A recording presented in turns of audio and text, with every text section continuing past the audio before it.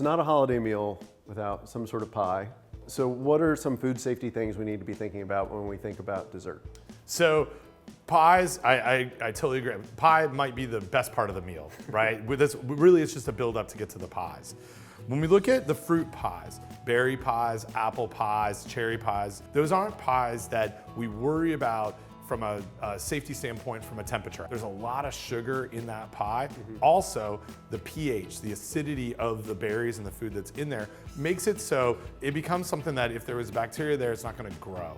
And I've hopefully killed it through the cooking process. So bacteria, if we leave this out on the counter, they're unlikely to grow in that pie. But if we move into the custard-based pies, a sweet potato pie or pumpkin pie, it's one that I do need temperature control on.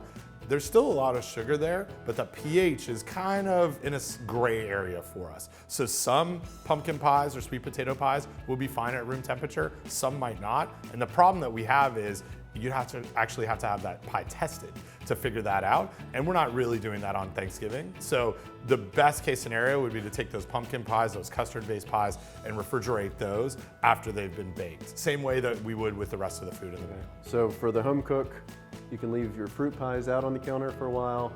Pumpkin pie, sweet potato pie, put it in the fridge.